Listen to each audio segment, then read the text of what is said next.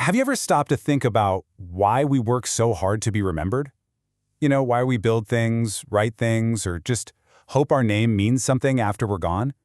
It's this deep, fundamental human drive. So today, we're going to dig into where that comes from, what it meant for the people who came before us, and what it really means for us right now.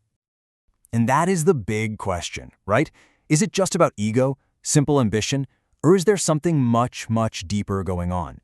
Something that's wired right into us by the simple, unavoidable fact that, well, we're all mortal. To really get to the heart of it, we're going to look at one man's story.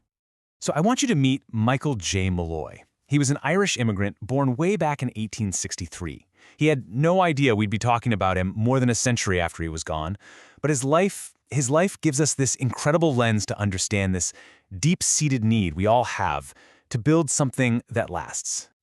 So who was this guy, Michael Molloy? Well, his story is, in so many ways, that classic American story of building a life from the ground up. And in his case, I mean that quite literally.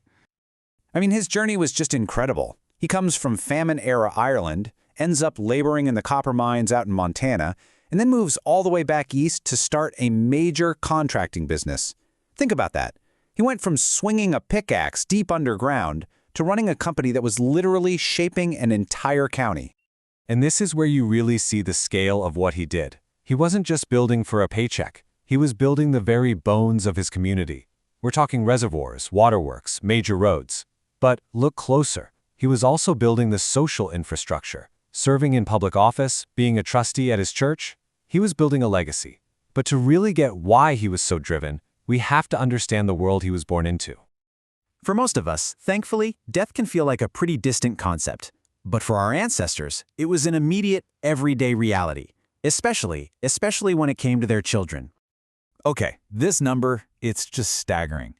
Back around the year 1800, more than 1/3 of all children died before they even reached the age of 5. For the average family, losing a child wasn't some rare, unimaginable tragedy. It was the norm. Grief was just a fundamental, expected part of being a parent. This is an actual eyewitness account from a rector visiting Molloy's home county back in Ireland during the Great Famine. And what's chilling is that he lists the names of the families he visited, Molloys, McDonoughs, the very surnames of Michael and his parents. This wasn't some abstract statistic for his family. This was the world that had scarred his people. And this slide just drives home the huge, huge gap between his world and ours. For Michael Molloy, just seeing his 6 children grow up and survive to adulthood was a profound, unbelievable victory over the forces of death that had claimed so many. And that constant presence of mortality, well, it shapes human behavior in some really powerful ways. So all of this leads us to a really fascinating idea in psychology that helps explain this incredible drive to build and be remembered. It's called terror management theory, and the core idea is that the fear of our own death is one of the primary motivators for pretty much everything we do. The key concept here is something called mortality salience.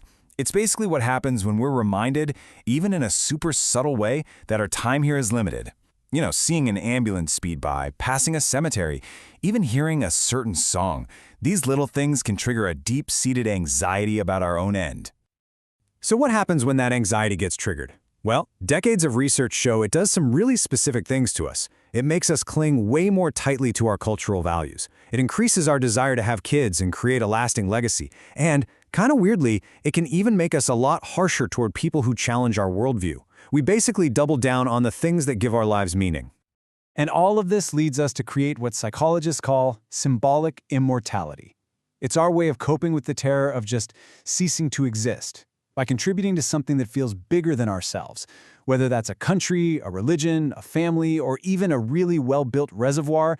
We feel like a part of us will live on. It's our way of trying to cheat oblivion. Michael Molloy's whole life was an exercise in building exactly that. Okay, so let's fast forward to our world, because here we find this strange and pretty troubling paradox. On one hand, we've been wildly, unbelievably successful in our fight against death. Just look at this. This is an incredible achievement. In just over 100 years, life expectancy at birth in the US jumped by more than 25 years. That's a monumental success story. But that success isn't being shared equally. Because hidden underneath that amazing average is this massive growing gap. A 40-year-old man in the top 1% of earners in America can now expect to live 15 years longer than a man in the bottom 1%. That rising tide of longevity, it's not lifting all boats anymore. And what's really alarming is this trend. For the first time in recent history, death rates for certain groups, especially middle-aged white Americans, have actually started to go up. And this is being driven by what researchers are now calling deaths of despair. It seems to suggest that for some people, the old terror of an early death has been replaced by a new and maybe even worse terror, the fear of a meaningless life. So, what on earth does the life of an Irish builder from the 19th century have to tell us about our modern crisis of meaning and mortality? Well, as it turns out, pretty much everything. When we think about that huge leap in life expectancy we just saw, our minds usually go to one place: medical breakthroughs, right? Miracle drugs and amazing surgeries. But that's only part of the story, a smaller part than you might think. That's right. The greatest lifesavers of the 20th century weren't pills. They were pipes, public works. One study actually estimated that nearly half the reduction in mortality in major U.S. cities back then was due to clean water and sanitation alone. And this brings us right back home, to Michael Molloy. Look at his contracts again through this new lens. He wasn't just building things. He was building the very infrastructure that saved millions of lives: clean water, better sanitation. He was, quite literally, building a future where fewer children would die. His answer to the terror of mortality was a deeply constructive one. The world we inherited, the longer lives we get to live, they're built on the foundations our ancestors laid down in their own fight against meaninglessness and death. Michael Molloy answered the challenge of his time by building things of lasting public value. So that leaves us with a pretty big question. Faced with our own challenges, our own modern mortality paradox, what will our legacy be? 100 years from now, what will they say we built?